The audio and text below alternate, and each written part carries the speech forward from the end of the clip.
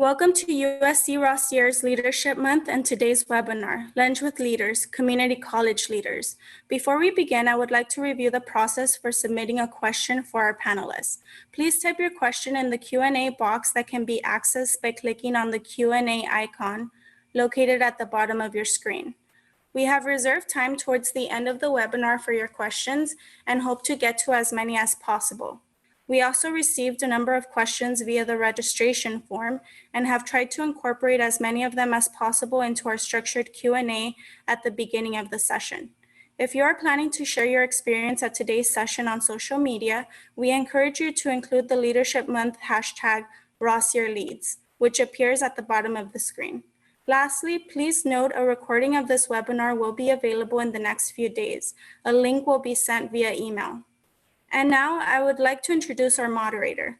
Ryan Cornner earned his Master of Social Work in 2006 and his EdD in 2010 from USC. He currently serves as a Vice Chancellor of Educational Programs and Institutional Effectiveness for the Los Angeles Community College District. At this point, I will turn the session over to you, Ryan. So good afternoon, everyone. I just want to thank everyone for being here. We have some amazing panelists, and we're doing this in an incredible time for higher education. In a matter of mere days, we were able to transition all of our work and our business models to a remote model to serve our students and make sure that the health of our employees, of our students, and our community were taken care of. And we did so maintaining our academic integrity and the continuity of our programs.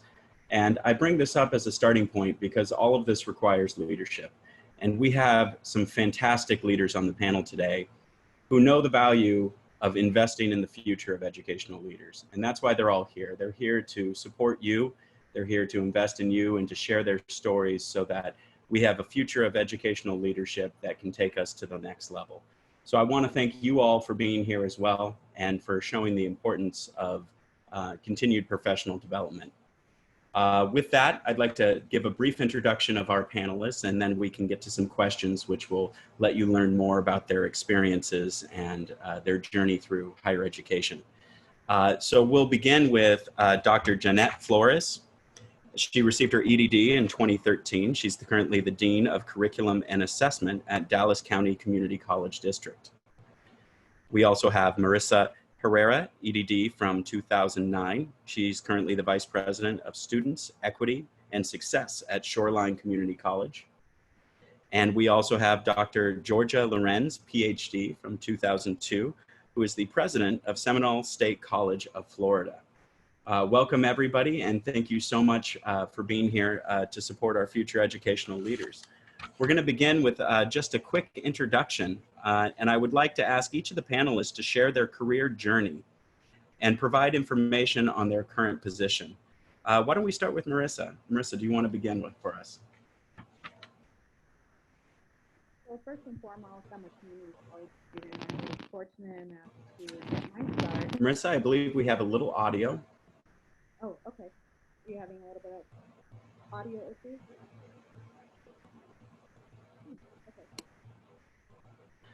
Maybe have the next person go. We will jump to Jannette. Do you want to begin for us? Absolutely. Good afternoon, everyone. It's a pleasure to be here. I'm currently the Dean of Curriculum and Assessment at Dallas County Community College District. It is made up of 7 colleges, which as of July 1st recently consolidated into 1 college, so wish us luck. In my current role, I build curriculum, I explore new programs, I oversee student learning outcomes and core competencies assessment. More on that later. I also hold the role of Vice Chairwoman of the Association of American Colleges and Universities Liberal Education and America's Promise Initiative in Texas, so AAC&U LEAP. I am the founding leader of the Circle of Women in Higher Education, which is a group of female higher ed leaders across the country who meet monthly to discuss pressing issues in higher ed. And my journey in higher education has been a fun one, I can tell you that. It began when after obtaining my AA in liberal arts at a community college and my BS in behavioral science at University of Laverne, I realized I didn't want to work in the field I'd majored in. I just realized 2 things. I knew 2 things. I wanted to work with people and I wanted to help them in their self-improvement journey. I wanted to help them make positive changes in their lives. So after scoping out some prospective job opportunities, I landed in a small proprietary college as a student services advisor. Isn't that kind of funny though, how we say we landed, right? How many of you have landed in higher education? In higher ed, we don't really do a good enough job, I think, of fostering our next set of higher education leaders. So let's get better at that as a group so we don't have to land in higher ed. But anyway, I digress. Working as a student services advisor, I absolutely loved it. It fulfilled my desire to help others. I remained an advisor for a few years. I moved on to working at University of Laverne as, in the registrar's office for a short time, and eventually I became an academic advisor. I made it a point to really get good at what I did, no matter the role. And then one day I looked around and I said, okay, now what? What's next? So single and without children at the time, I began a small side business teaching CPR and first aid, and teaching the public left me energized every single class. And that's when I realized I wanted to connect with students on this different level, the classroom level. So considering my experience as a small business owner, I then sought out my MBA. And then with strong support of the Dean of Academics, who had seen me in action when I gave a CPR and first aid class one day, I began to teach undergraduate business courses, one college at first, and then later on I was adjuncting at several colleges by the end of the year. Understanding through experience that significance of student engagement, working with student learning outcomes, I realized this is it. This is it. This is what I was seeking. My own personal single crystalline concept of what drives me, what I'm good at, and what I wanted to make a career out of during that time. If you've ever heard of finding your why, I realized I found my why. And I'll talk a little bit more about finding your why and why that even matters later on in this panel. So after a few years of refining my teaching skills, I realized if I wanted to get really good at what I did, I needed to do more. I wasn't sure exactly what that would look like. I would have asked those around me, but I was first in family college graduate, and I kept myself so occupied at work, I didn't have many others that I could turn to for guidance. So I reflected upon successful higher education leaders I'd often read about, and then I realized that all of them had one thing in common, that doctorate's degree. So I took a deep breath, I submitted my application to USC Rossier, and I got accepted. Best day of my life, aside from my wedding day. So throughout my doctoral program, I continued to adjunct teach. I got married. I even had my first of 3 children during the dissertation phase. Oh boy, that was a lot of fun. Thank you, Dr. Bensimon, for your continued support wherever you are right now. But I didn't stop. I didn't pause to take a break. I just kept going because I knew I wanted more, and to get more, I had to give more. So upon graduation, a USC Rossier peer of mine, who's president of Westcliff University in Irvine, noticed my dedication and work during my EDD and contacted me with an offer at his institution. And I got started right away. I was tackling strategic projects, building curriculum. I really thrived there. I made my way up to faculty program chair overseeing general education, and eventually founding president of the Faculty Senate. And I said yes, and I volunteered for every project no one wanted to take on, including founding editor of the University Journal. I wanted to learn everything. I wanted to get my hands in everything. I led their accreditation efforts, and then through that, established myself as a lead evaluator of institutions within 2 accrediting bodies, and I still enjoy that very much. After I moved to Texas 3 years ago, I was offered a position as Dean of Curriculum and Assessment, and I still seek out ways today to do more and give more, from my work in evaluating other institutions to the group of women leaders I meet with, to my work with AAC&U LEAP, to a Fulbright International Education Administrators Award to India that I went on a year ago. I'm here speaking with you all because of my willingness to say yes to opportunities that aligned with my why, to be comfortable with being uncomfortable, to not be afraid to roll up my sleeves and get to work. And that, along with the faith and trust of those who brought me on board to accomplish initiatives at their institutions, is what allowed me to find success in every venture I've accepted to date. So thank you for having me here. I hope by sharing my journey with you throughout our time together today, I can inspire current students to keep going, get ready to give more, and be ready to reap great rewards during your own journey. Thank you. Thank you, Dr. Flores. We'll next move to Dr. Lorenz. Thank you, and thank you, Jannette. That's a great journey that you've been on. And I think that maybe all 3 of us are Dr. Bensimon students. Is that right? So I did not land in higher education. I'm one of those people that never actually left college. So I was a resident advisor as an undergrad and loved it. And the second half of my senior year, I also worked in the Central Residential Life office. And I was about to graduate with a major in English and creative writing, which is not necessarily a clear pathway to a clear job, and was loving what I was doing. So I made an appointment with the Dean of Students, and I sat down in his office and I said, how do I get your job? And he told me, well, go get a master's in higher education. So I did that at Northwestern University, continued to work in residential life, and then went back to California and worked at Cal Poly San Luis Obispo in residential life and student affairs for about 3 years. Moved to Los Angeles for a job at USC, again in student affairs, and knew that I wanted to pursue a PhD and knew that USC was a place that I wanted to do that. So initially as an employee and then as a full-time graduate student, pursued my PhD and worked in the Center for Urban Education, was one of the first students to work on the then diversity scorecard, now equity scorecard project. When I completed my PhD, I became the associate director for the center and was really enjoying research and, thought maybe this is a direction I would stick with, and had the opportunity to work with CSU institutions, community colleges, and private institutions across the LA basin, and ultimately also in Wisconsin during my time there. And I fell in love with the community college. There was nothing better in my book than the open access to high quality education to transform students' lives and that of their families and their communities. So I applied for a job at Santa Monica College. Initially, I was the director for instructional services there. I was interested in moving to the academic affairs side of the house because I felt that the one thing that all students have in common, particularly at a commuter school, is the classroom.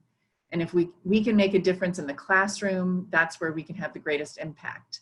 So I was interested in working on the systems and curriculum and everything involved on the academic side of the house, faculty professional development, to have an impact there. So I started as director, then I became associate dean, then dean, and then ultimately, I think it was 2014, I became the vice president for academic affairs there. And I thought, this is it. That's the last job interview I will ever have. I was thrilled. It was my dream job. And then, working along, I saw a notification in my email one day that I'd been nominated for the Aspen Institute program for Rising, I think it's called Rising Presidential Fellows. And Dr. Bensmone had nominated me for that. And I thought, no, should I? Ultimately, I thought, well, even if I don't want to become a college president, it'll be great professional development. What an opportunity. So I applied and I got it. And during that program, it was an amazing experience. Got to know amazing people from across the country and started to think, well, maybe I could be a college president. And you end up on all of these headhunters lists. So I got lots of emails about openings for presidents, and ultimately applied to the position here at Seminole State College of Florida and was successful. And I started here as president August 1st, 2018. So it's almost my 2-year anniversary, which is unbelievable. And it was absolutely the right thing for me to do. I'm in the right place and very appreciative of Estella Bensmone and her faith in me and nominating me for that. Really changed the course of my professional life in so many ways. So I guess I'll leave it there. Thank you, Dr. Lorenz. Dr. Herrera. Okay. Well, first and foremost, I wanted to say thank you to the folks at the community college, because I was a community college student. I started my journey as a dually enrolled community college student that wasn't the greatest high school student. My grades were not exceptionally good. I didn't have a lot of interest in classes, and I participated in our first STEP program, which allowed us to take up to a certain level of credits at our neighboring community college at Central Arizona College. And it was really that experience that planted in me a belief in myself that I could succeed. Different from other people was the fact that I had two parents who were the first in my family to go to college. My mom and dad both went and completed a 4-year degree at Arizona State University. And so I knew that there was an opportunity there. And I had the college knowledge, but I was from a really small mining town in southeastern Arizona, where not a lot of students from my area went to college. If they did, they either went to community college or they went to work for the mine shortly after graduation. And so the opportunity to do well at a community college, to have small classroom environment, really shaped my success. And when I got to a 4-year institution, I thrived. And similar to Dr. Lorenz, I ended up being an RA, being in student affairs, continuing, and ending up at UCLA as a resident director.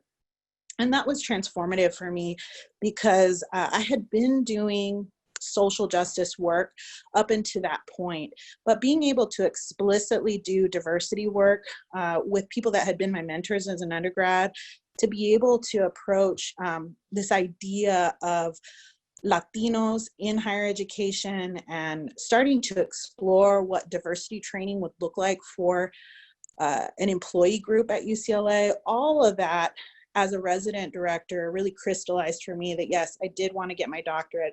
And I did want to go somewhere, but I didn't know where. I had, at that point, I believe I was one of the ones in my family, and I'm very appreciative of the support that I had from cousins and uncles and people that had continued to go and pursue their education. But I think at that point, I was the only one in my family that had thought about pursuing a doctorate.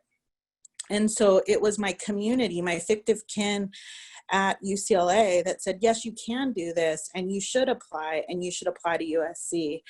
And I really thought USC was not for me. As a private school, I thought it was not the place that was going to be my best fit. I was already at UCLA. I thought that that's where I belonged. And I was wrong.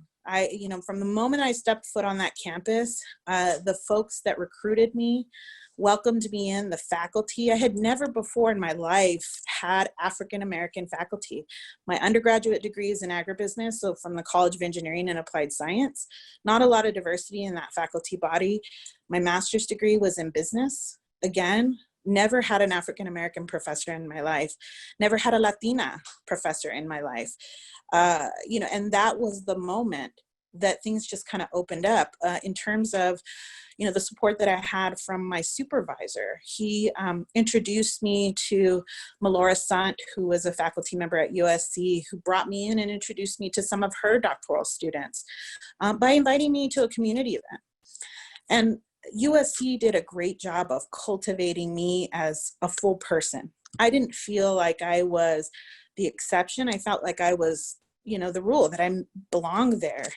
And all along this journey, they have continued to reinforce that. And when it came time for me to start to explore opportunities on my professional pathway, it was the dean who was my chair of my dissertation, Dr. Karen Sims Gallagher, who I said to her, and again, this goes back to my naivete in terms of being able to get to this point in my career and know what to do when somebody starts to recruit you.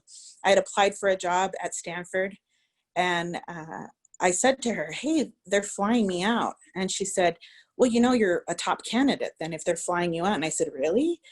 I'd never been to Stanford's campus, didn't understand, even at that point after being in a doctoral program, not understanding highly selective college environments. She really coached me through that process. There were others that helped me negotiate my contract, and I successfully landed into a role as an associate director for El Centro Chicano at Stanford. I then went on and transitioned into a new role at Stanford in the undergraduate admissions office as an assistant director, and eventually left for a period of time taking a 4-month stint on semester at sea as an assistant dean of students, being able to work alongside Archbishop Desmond Tutu for 4 months as we traveled around the world. And it was that moment that I came back and said, what do I really want to do? What type of impact do I want to have? And it was working explicitly on issues of leadership development with historically underrepresented groups, education on social justice, providing spaces and advanced learning for students that were the first or were the only that was coming from their high school environment that made it that far, and having a strong explicit commitment to diversity and trying to shape strategic planning for colleges. And that thought is what helped me find my role at the University of Washington, where I eventually became the executive director for community building and inclusion, running the largest college cultural center in the world. And through those experiences, I had some opportunity to interact with faculty and staff and employees that were at the community college. And I always thought that little seed that was planted so long ago at Central Arizona College was that I always wanted to work at a community college. And so I did a training, and I was invited by Everett Community College to do a training on diversity. I facilitated a 2-hour-long training session, and it was through that experience that their chief diversity officer had nominated me for the current role that I'm in right now as the vice president for students, equity, and success. But I needed somebody to sponsor, to provide me a bridge to the community college, because up until that point, it was so difficult to make the transition from being at a 4-year into a 2-year, because I had applied. But that was the first moment, and that's how it's kind of all unfolded for me. So thank you, Dr. Herrera. I think we heard a lot of commonality, passion, driving dedicated commitment to institutions, and people recognizing the tremendous value that each of our panelists brought to the organization because of that passion. So I think it's a tremendous to see how that commonality played out. Let's move into a little bit of a new direction, and Dr. Flores, I'll ask you to take the lead on this question and see if anyone else wants to comment. But there are likely attendees on the webinar who are looking to make the transition from working in a 4-year institution to a community college. What advice would you give them? So I'll start off by saying that my personal transition into community college 3 years ago was not a difficult one. I didn't network with anyone in order to get into community college, and not because I did not realize how difficult it is to get in. Believe me, I'm well aware, especially having been in California for most of my higher ed working life. But mostly because I just didn't know anyone in Texas community college system. And while I'm a huge proponent of networking and mentoring, I think those two things are crucial to your success as a higher education leader. I've observed that networking efforts have a tendency sometimes to be a little futile when it comes to obtaining community college positions, just because hiring committees are typically selected at random. Random people that will come in, one faculty member from here, an administrator from here, and then maybe an HR person or staff member. My fellow panelists may disagree with me on this, but this is what I've observed and what I've understood. And so rather, my advice to the attendees who are seeking to transition into community college is to funnel all of that energy, don't stop networking, but funnel a lot of that energy into, maybe move it a little bit away from trying to connect with that right person, and instead just put that into preparing yourself as an expert in your area. In the words of Jim Collins in Good to Great, a classic, I hope you all read it if you haven't already, get out there and find your hedgehog concept. All right, so for those of you who have not read this piece, Good to Great, the hedgehog concept is based on an ancient Greek parable that states that the fox knows many things, but the hedgehog knows one big thing. Okay, so while foxes pursue many goals and interests at the same time, their thinking can be a little scattered and unfocused, and ultimately they achieve very little. While hedgehogs simplify the world and they focus on the single overarching vision, which at the same time they try to then achieve. So in the beginning of any academic and career journey, it's natural to dabble in a lot of different things in order to find that hedgehog concept. And I know I did, right? You heard my story. Now, by the time you finish your degree at Rossier, you're more likely to succeed in your career if you can identify that one thing that drives you, right? That one thing that you can do better than anyone else, that one thing that you can make a career out of, all right? While providing at the same time service in this area. This is your hedgehog concept. And when you find it, make sure you devote your energy to pursuing it, then branding and marketing yourself and your hedgehog concept in every application that you submit and every interview that you get. And that, my advice, is what's going to get you noticed by community colleges with far greater chances of success than just networking alone. Thank you. Dr. Lorenz, Dr. Herrera, would you like to add anything? I think it does come down to a matter of also doing some self-reflection, asking yourself, why do you want to be at the community college? Does your mission align with the values and the spirit in which community colleges operate? There's people who can, transition as Dr. Jannette shared very successfully, and there are others that can be very miserable. We function differently. That's been the biggest aha moment. I came to the community college thinking that I was going to be able to really do something, transform something, but it is kind of the parable of you need to first learn, before I share with you what I can bring, understanding the environment in which you're stepping into, having some respect for the people that have done this work, and really trying to reinforce some of the successful practices that are already been taking place. It's really critical to do that, but then also figuring out what can you offer before you step into that space, some real actionable steps. Maybe it's that you teach a class. Can you come in as a faculty member and start to get involved with committees and hiring? If you're thinking about being an administrator and making that transition, offering up, doing some of the networking, but having it be very specific around, I would like to do a workshop for you for no cost. Our budgets look very different. I've been at some of the most selective institutions in the world. And what we would spend on a reception at UCLA or at Stanford or at UW feels like the entire budgets of some of my units that I supervise right now. And, we are scrappy and we do amazing things with what we have. But in Washington State, we don't have a lot of resources to pull from, and folks are wearing multiple hats. So the value add around offering to do a workshop or a training with faculty or staff is incredible. People will remember that. And when you do want to make the transition, people will think of you if you indicate to them, hey, I'm interested in making a transition to the community college. And then you have a clear why, and you have that hedgehog concept, that expertise to be able to say, here's my why, and here's what I can provide and offer to your community.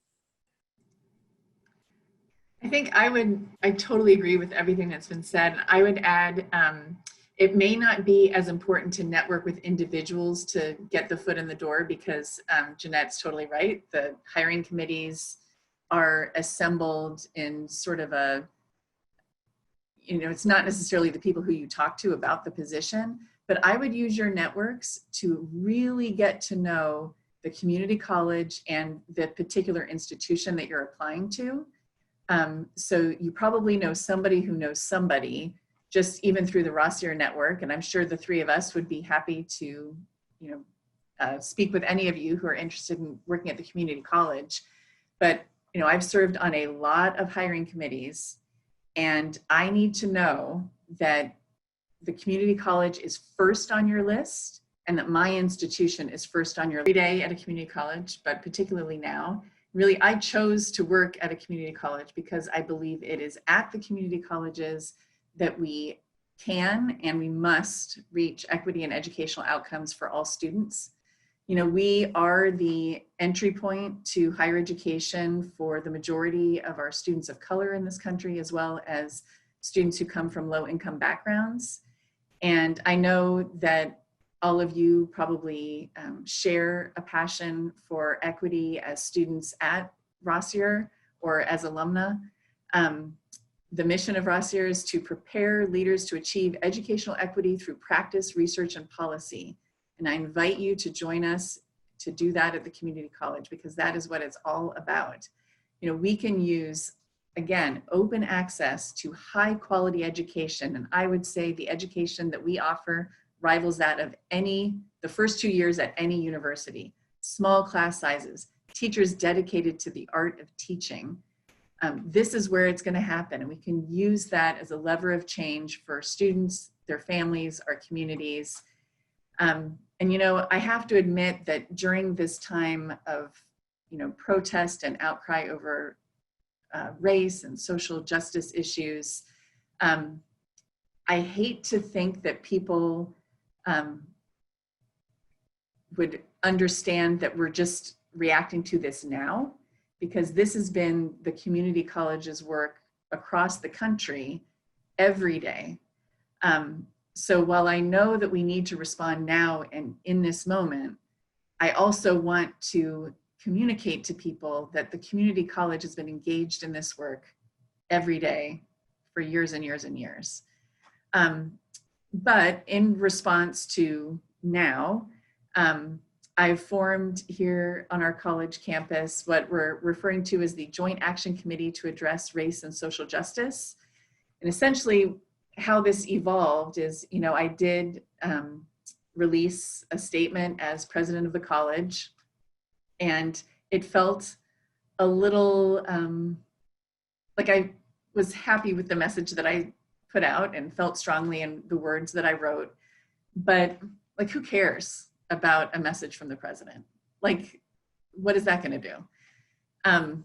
So I called upon the leaders of each of our employee groups, our faculty senate, faculty union, a couple of other employee groups, and we have 4 student government presidents, one for each of our campuses, the chair of our Black faculty and staff group, and the president of our local Association of Florida Colleges chapter, as well as a couple of people from my executive team. I called them together and I said, I don't want this just to be about me releasing a statement. Could we release a joint statement? Could we work together on this somehow?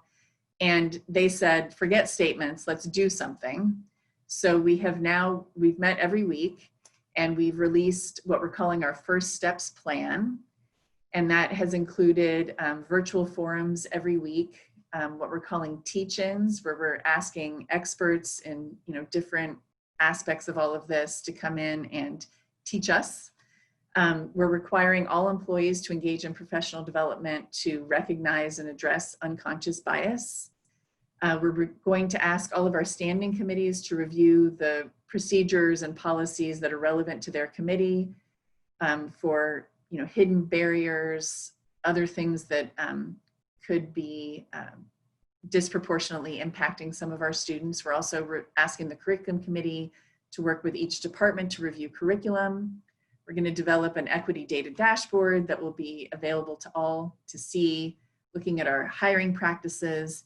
Then the plan is this joint action committee will morph into a standing committee so that it is not short-lived, that this work continues on into the future. So those are a few of the things that we're doing right now.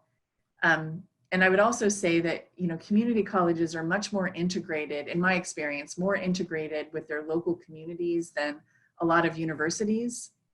And I really see the community college as a convener.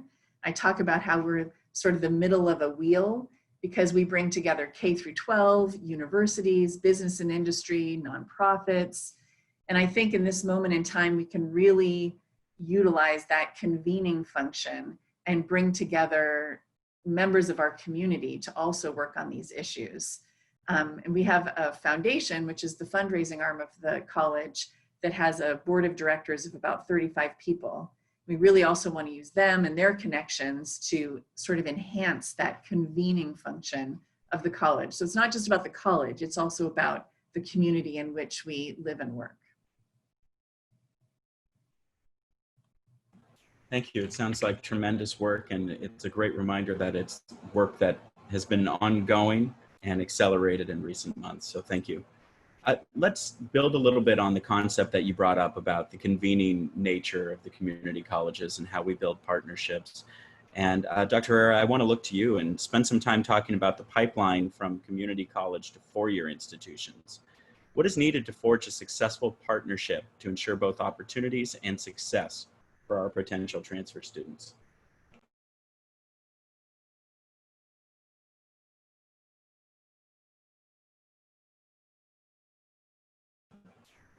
Marisa, if we,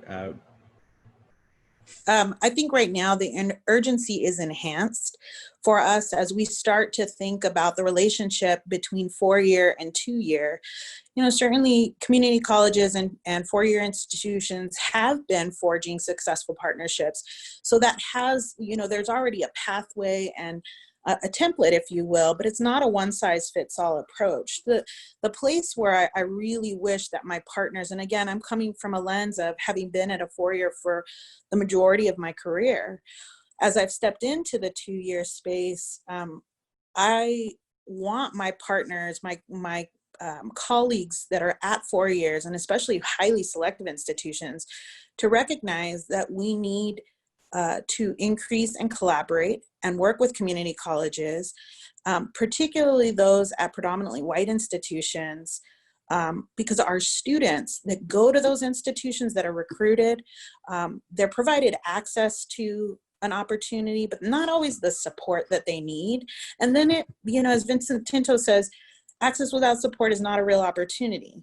Our students are yelling at the top of their lungs. They are demanding things. Once they get to a 4-year, they are saying they are no longer satisfied with the status quo.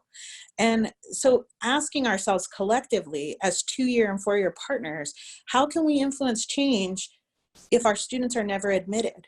Having the perspective of being in the college admissions office for undergraduate admissions at Stanford, and having the largest territory for Stanford admission, which was Los Angeles, San Bernardino, and Riverside County, I can tell you that on one hand, I can count the number of students from the largest territory for Stanford admission that were admitted as transfer students. That to me is a tremendous lost opportunity. We got to advocate for more expansion, more seats in the class for our students who want to transfer.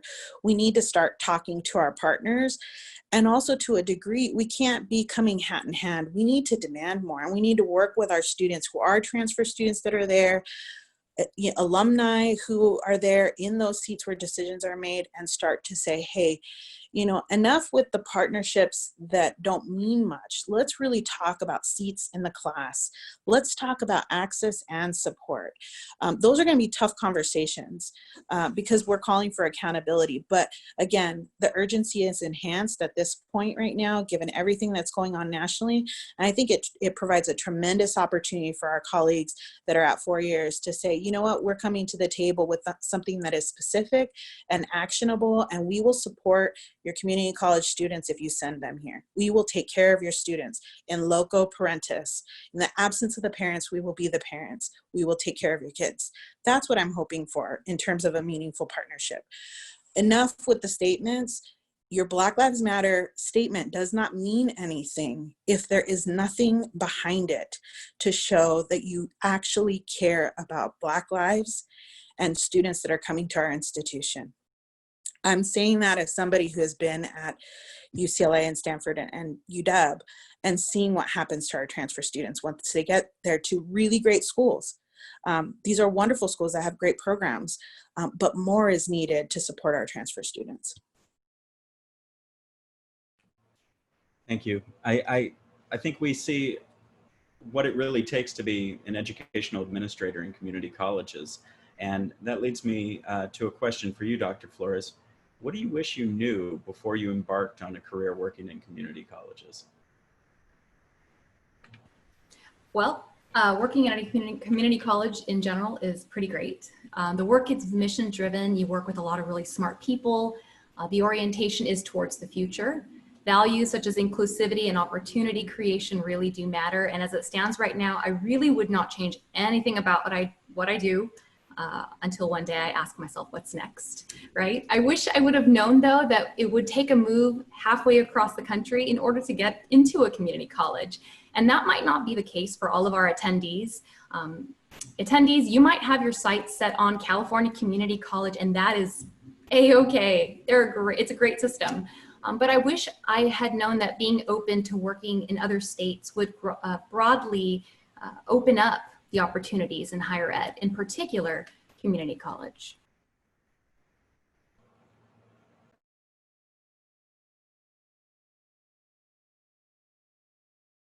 And Ryan, you're muted. Thank you. That's going to happen at least once on every Zoom. Dr. Lorenz, when we talk about the pathway into community college environment, we often see that there's a transition from faculty to administrator.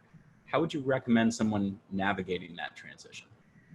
So that is a somewhat common transition in the community college. And, you know, when I talk to people about a career in the community college, even as instructional faculty, I say, you know, there's a lot of opportunity. Some people think, oh, you know, I don't want to teach the same 5 classes every semester for the rest of my life. But there is so much variety and potential in a career at the community college. So if you're instructional faculty interested in administration, I would recommend getting involved in committees, chairing committees, get involved in the Senate, become Senate president, get involved in statewide committees, get involved in grants. As the PI for a grant, you often have some administrative responsibilities and compliance and things like that that you need to worry about.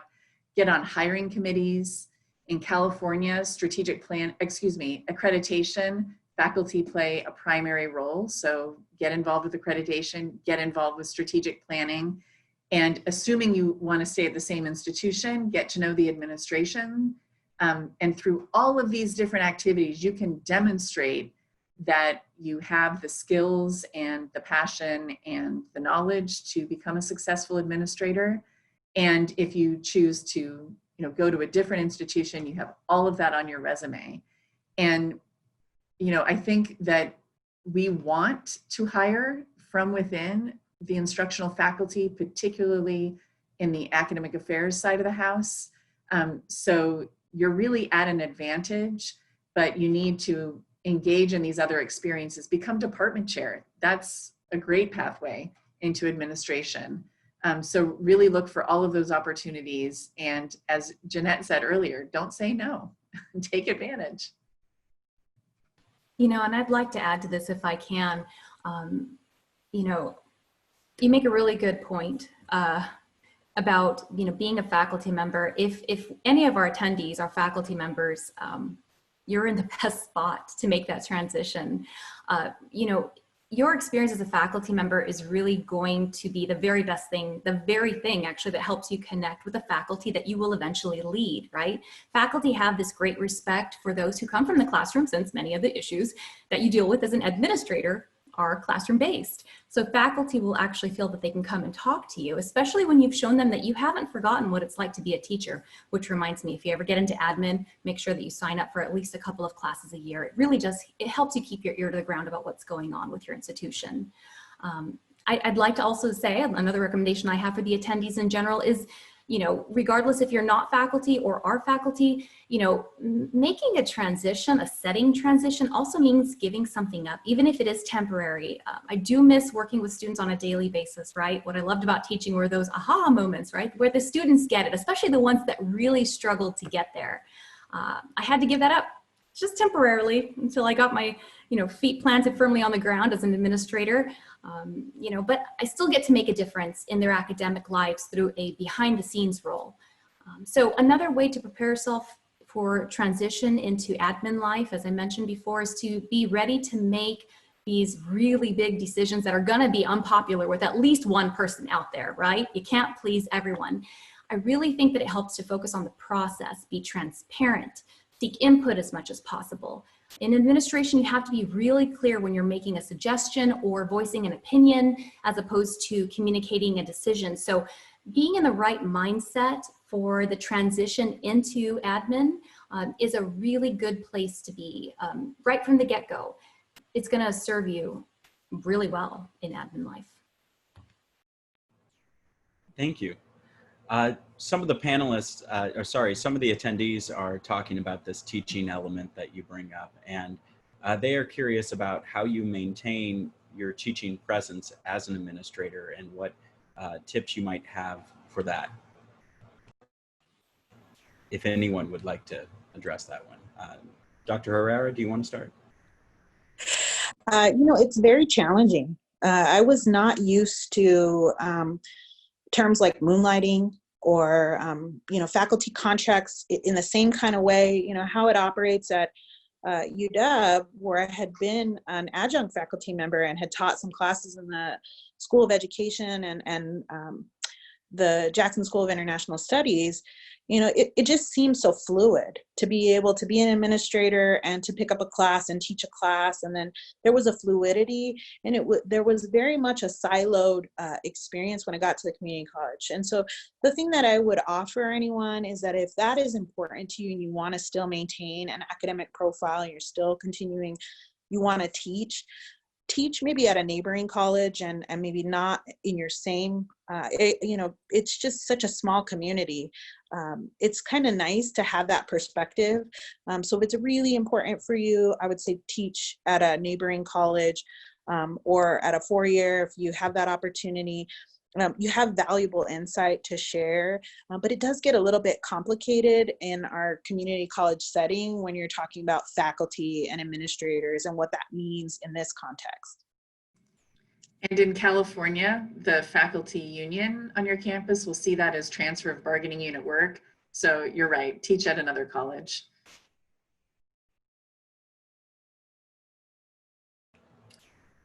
So Dr. Lorenz, you mentioned one of the most important aspects of your leadership role, particularly as the president, is hiring. We have a question from the attendees of, we've learned a lot about how somebody transitions from teaching side. What recommendations would you have for somebody who isn't on the academic side who wants to move into administration and higher leadership positions? So like maybe somebody from the student affairs side transitioning to academic affairs? I would say probably student services or the admin side of the house. Well, I think that the more well-rounded you can be as a candidate, the better. And certainly, if you're attending today, you've probably either are pursuing your EdD or master's degree, or you're an alum of the program. And the things that, the knowledge and skills that you accrue from the graduate program, you can translate that into knowledge and experience and all of that for the academic affairs side of the house. As I said, I sort of grew up in student affairs, and I thought I was going to be in student affairs forever. And my research position with the Center for Urban Education really helped me bridge that between student affairs and academic affairs. And I tried to use the research that I had done as sort of a proxy for work experience in academic affairs. So I think if you can find a way to translate your experience, particularly potentially from your graduate program, that would be one methodology. The other thing that's really, really critical in community colleges is that student affairs and academic affairs be excellent partners and work very closely together. And I think in your student affairs role, if you can demonstrate to the hiring committee that you have built that bridge and you have worked very closely with academic affairs and you understand the academic side of the house as a result, that will also take you far in terms of the hiring process. You don't want to come across as somebody who, has only worked in this realm. You really need to think about transferable skills and knowledge and have very clear examples that demonstrate the way that you have built a bridge between student affairs and academic affairs in your past. And if I may add, Dr. Flores, go right ahead. Thank you. Dr. Lorenz has some amazing ideas for that. To the attendee who asked that question, may I also recommend getting really familiar with the standards of accreditation at your current institution. And once you get familiar with those standards in whatever area that you are in, whether it be the business or community services or student services, get really familiar with the standards and then ask to become an evaluator in that area.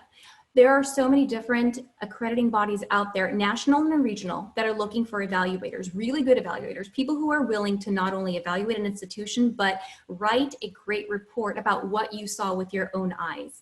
Evaluators are the eyes and ears of an accrediting body. And if you can give service in that manner, then you can put that on your resume and you have something to speak about when it comes time to making the transition into admin life without having stepped foot in the classroom as a faculty member.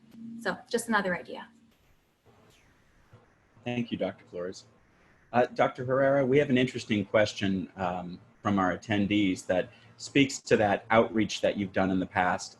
Currently, we know that there's been major efforts for society to show that the value of education isn't worth as much as it used to be. To say people can just develop skills and it's more of that entrepreneurship. What innovative ways have you developed to try to get people in the communities you serve to see the education as a viable means to improve their life?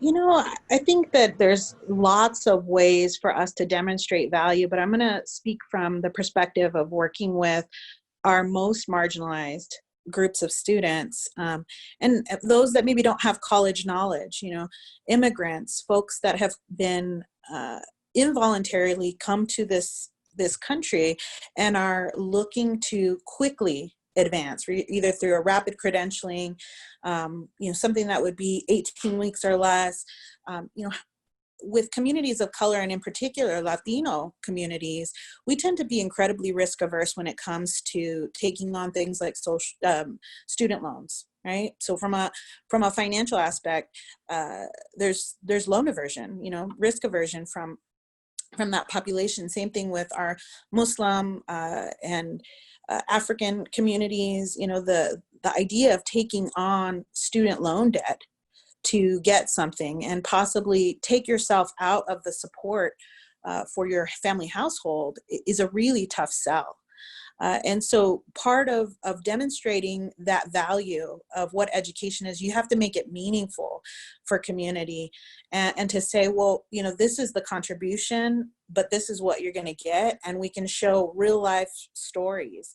And so a big part of what we've done is community engagement and telling those stories, making sure that our alumni come back. And those are the ones that are going to outreach events, that we are taking our employees that were formerly students and being able to have them connect. People don't come to our colleges because you promise them a great education. That's not the only reason that they come. They come because they made a meaningful connection with somebody on our campus. It doesn't necessarily need to be a person of color in order for them to come, but it does need to be a meaningful connection. And so I think one of the things that we have done to demonstrate that is to provide examples, clear, easy to understand examples that first generation, low income students of colors and their family could identify with, and that to have a person who acts as a bridge to them, to be able to pull them in and to know if they come that they're going to have the support that they need to be successful. Can I also comment on this one, because this is a pet peeve of mine lately? So you do hear all of this in the press about how you don't need a bachelor's degree to have a family sustaining career, et cetera, et cetera.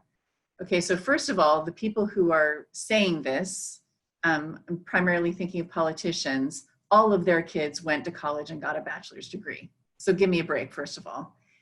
Generally speaking, bachelor's degree holders make 84% more than those with only a high school diploma. And if you think about the way, you know, the magic of compounding over the course of your life, that wealth that they are able to accrue compounds, you know, exponentially over the course of their life. And the evidence continues to come in that nothing is more important in terms of changing the economic trajectory of somebody's life than a bachelor's degree.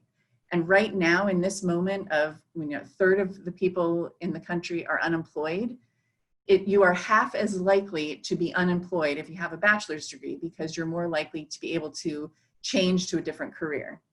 So that whole line of, it just drives me crazy. And I feel like the message is going to those students that are most at risk of never getting a bachelor's degree, that message is sort of confirming, oh, I don't need to do that. So I think it's really important for community colleges to create stackable credentials that lead to a bachelor's degree. A student can, at Seminole State, for example, a student can get a certificate in a field in construction, for example, and go out and get a job. Then they can work on their associate in science degree in construction, and we have a bachelor's degree in construction management. So you're not still swinging a hammer when you're 50, you're the one running the show. And I really hope that we can continue to build those pathways straight through to bachelor's degrees and sort of normalize this idea that you can learn and earn at the same time and be successful, and ask our business and industry partners to help us with that message and maybe even support their employees to pursue those bachelor's degrees. Because one of the struggles that we have is retaining those students. Once they get a paycheck, that's pretty attractive. So helping us to retain those students so they ultimately get that bachelor's degree and those leadership positions in that field. Sorry about the soapbox, but that has been I love it. To build off that as well, I would say that we need our industry partners and our foundation to bridge some good partnerships. We need to address the undercurrent of poverty. Right? Our students' inability to find stable housing, food security, all of those things, really impact whether or not our students can persist towards completing whatever they came here to do. And so what we've done with our foundation is we've found donors to be able to support our students to live in the residence hall. We have created big amounts of funding resources to draw from, and one application, an easy to apply application for emergency assistance for all of our students to pull from a variety of different sources so that students don't have to re-traumatize themselves as they're going through our campus to ask for help. So they tell their story one time, they fill out one application, and we find them wraparound support and make sure that we partner with community organizations to find them housing, food. We pay their light bill, their a car repair bill. If there is a need, we try to fill it, and we've had a great partnership with our foundation to be able to work holistically with that particular student, with that particular student's need. We need to address poverty and how it shows up on our campus. If I can add to that as well, my fellow panelists have a lot of really great ideas here.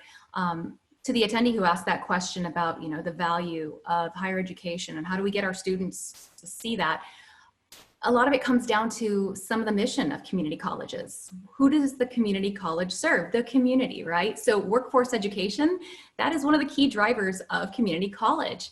And one of the drivers in workforce education is that skills gap. So essentially the conditions where demand exceeds the supply of individuals with individuals' particular skills. Community colleges play this oversized role in educating workers for labor market demands. I mean, let's just stop and just think about the scale of collective community college influence, right? Massive.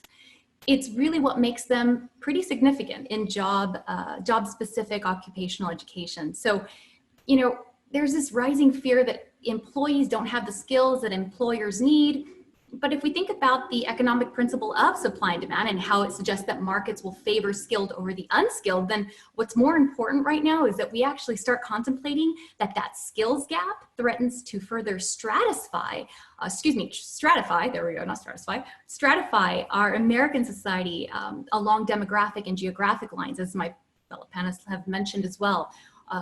Those concerned about the skills gap have pointed to our community colleges as the obvious first choice solution.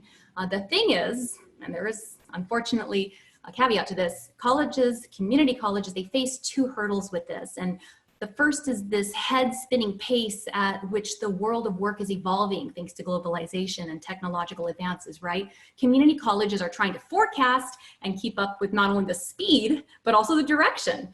And it isn't always clear what future employees, what the future employers need and what the future employees will ultimately deal with once they actually enter that workforce. The second hurdle is the fundamental reshaping, right, of this demographic composition of the American workforce, which could render some occupational fields like manufacturing and geographical areas like rural regions with very real supply and demand imbalances. So it's our job as community colleges to at least get students to see the value of education by getting their foot in the door through workforce, preparation, and then start to kind of talk to them about what Dr. Lorenz said, the value of that 4-year degree and what it can really do for them. Some may pursue through stackable credentials, like Dr. Lorenz said, and some may decide not to. But as long as we get them there and we get them prepared for what it is that they want to do, because we need employees in all areas, then I think we're successful in that. Thank you. Dr. Lorenz, there's a couple of conversations going on in the attendees chat box here. And one of them is about the frequent turnover of CEOs and senior leadership at the vice president level, particularly in California. And the question is, what can we do to better retain our own talented leaders within our systems? This is a really big question these days. I think the average tenure for a community college president is something in the neighborhood of 3 years right now. And I would say those of you who are considering going into administration and maybe ultimately a president role, make the commitment. You can't get anything done in 3 years or less. I think that you should really, commit to a pathway of, 10 years, 15 years in a vice president or president role, because you're really not doing yourself or the institution any favors with these short stints. And I think part of the reason for high turnover also has to do with the nature of the job and the way it's changed. It's challenging. If you think of the way things have changed just in California in the last, 5 to 7 years, the way we had to, overhaul the curriculum for the associate degree with a guarantee and equity and triple SP and, it's a lot. And with a lot of turnover, you can jump ship and go where you think that the grass may be greener. In terms of changing that, I think that we really need to think about the nature of leadership and also think about our responsibility to grow our own. And I don't necessarily mean just hiring within your own institution, but particularly in California, there are so many community colleges. If we all committed to cultivating a deep bench of leadership and thinking about the responsibility each of us has as leaders to help other people in our organization reach their own potential. We all have spoken about helping students to reach their potential and that the community college is such an amazing place to be able to do that. I think we also need to think about that with our employees. We need to equip them and empower them to do their very best work and to help them see their path forward. Encourage them to pursue a graduate degree or pursue professional development. One of the things that I loved about academic affairs in California is the CIO group, which is, all the vice presidents came together across the state twice a year. And before our conference, there was, I don't forget what we called it, but basically we would invite our deans to come who were interested in becoming CIOs. And the group of deans that were invited started to get smaller and smaller and smaller. And I think it's really incumbent upon us to ensure that we are inviting them to those events. We are encouraging people to get involved with ACA. We need to really grow our own and help people believe in themselves and their own potential. And I think that is as important as helping our students reach their own potential, because otherwise our institutions will not reach their full potential and won't be able to serve the students to the extent that we really need to. So I don't have sort of a magic bullet in terms of retention, but that would be my advice. Dr. Flores or Dr. Herrera, would you like to add anything? Not yet, okay. Yes, it is a challenge, and thank you, Dr. Lorenz, for being open and honest with everyone about how challenging it is from the inside, and putting the ownership on us as individual leaders to make the commitment to our institutions. I think that goes a long way to addressing some of the issues. I'm going to change directions a little bit here and go back to our overall setting of how we choose to be involved in community college systems. And Dr. Flores, I'll start with you. This is a two-part question. What motivated you to work in the community college setting? And second, what type of person is best suited for working in the community college setting? Oh, there we go. I was like, yeah, you did say, right? It happens at least one time. I was about to speak and I was on mute. Okay, we're good now. We're back. Very good question. So I was explicitly hired to be a positive change maker at my most two recent institutions that I've worked at, including the one I'm at now. And understanding that my why consists of fostering that positive change in individuals and institutions, that's what precisely motivated me to work in the community college setting. It was a natural fit. The opportunity was there. It made a lot of sense. As you all may have learned, attendees may have learned in your courses or about to learn if you haven't taken that leadership course yet, change agents, within institutions, they are at heart driven by the question, what's next, right? You heard me mention it a couple times so far. Prior to working at my institution, change and working towards a viable strategic plan was well overdue. It tends to be well overdue at many community colleges. My fellow panelists may agree. I was told that everyone from staff to faculty to senior administration was on board to see great change, right, happen in several areas of the college. So I came in as this outsider from this four-year fast-paced university setting where things were just always moving, where for both social and economic reasons, people rarely leave and internal applicants are usually favored, as you've also heard. And I've done what I was hired to do. In a relatively short time, I've been there 3 years as a blip in higher education human resources, which is how long I've been there.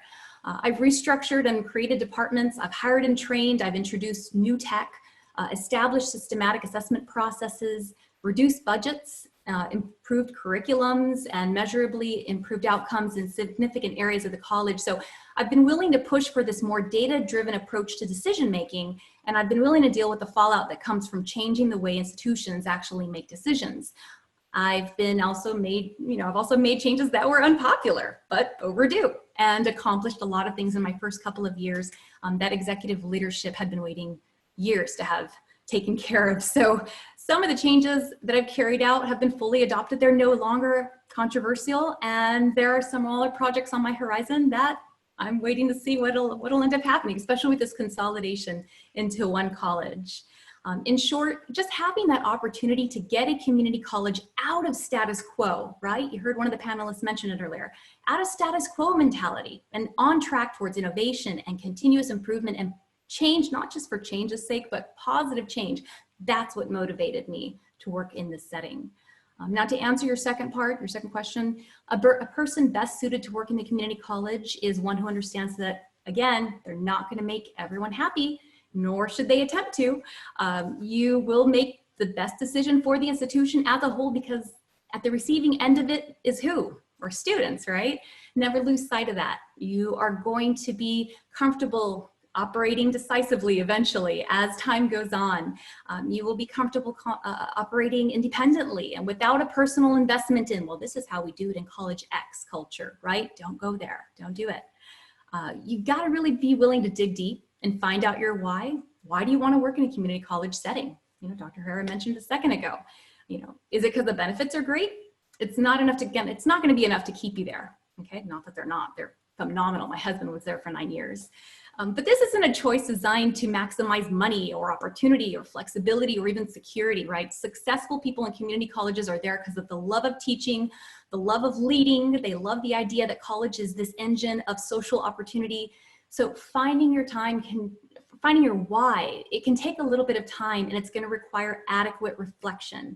Take the time to do that. No one's going to be able to help you with this, not even your mentors, right? They can kind of guide you there, but they're not going to give you the answer. Okay, and please, please, please don't go comparing yourself to others in your life to try to find out your why. Comparing yourself to others is harmful. It's not helpful in finding that why. The answer to this big question, it's not out there, it's within you. So if you haven't already, start thinking about this. What's your why? And so those are some of the things that I have seen successful community college employees have when they step into the college, or that I've stepped into my current institution and have seen do very well. Dr. Herrera, did you have a comment on that? You know, I would just say, similar to Jannette, you know, for me, it was a moment in my life where the mission of the community college and what I was looking for in the community part of college aligned. I had just become a foster parent, and, you know, everything about the community college supported me in that transition of being a single parent with a 6-month-old foster child. You know, my child went with me to school. I put her in the child care center. I got to meet students through that. I lived in the community in which I served. And all of that made for just an incredible experience that brought together, for me, my community and the college. And so just making sure that your motivations and the type of person is somebody that is flexible. You know, that you are going through you have a sense of empathy of what your students are going through, that you've maybe walked in their shoes to a degree or want to understand some of the challenges that they've faced. It's, you know, certainly the pay in some states can be really great, but don't go for the pay. Don't go for the fancy title if you can get it. Go because you genuinely care about changing the lives of students, and that, you know, maybe you're willing to step into some of the discomfort around knowing what our students are facing, because it can be very stark from, if you're coming from a 4-year to a 2-year, those lived experiences are very different. So that's all I have to share. So I want to take a moment to thank our panelists. They've done a tremendous job and answered a lot of questions that I hope give some guidance to those participants. And I'll pass back off to the USC leadership to close us out. Thank you, Ryan. I would like to take this opportunity to thank our panelists and moderator for sharing their career journeys and providing valuable tips and advice for our attendees. As I mentioned earlier, a recording of today's webinar will be sent out in the next few days. When you close out of today's webinar, a short survey will appear. Please take a moment to provide feedback on today's webinar and share your ideas for future virtual programs. Don't forget to tag us on social media using the hashtag #RossierLeads. Thank you for attending. We hope you will attend a future Leadership Month session. Have a great day and fight on.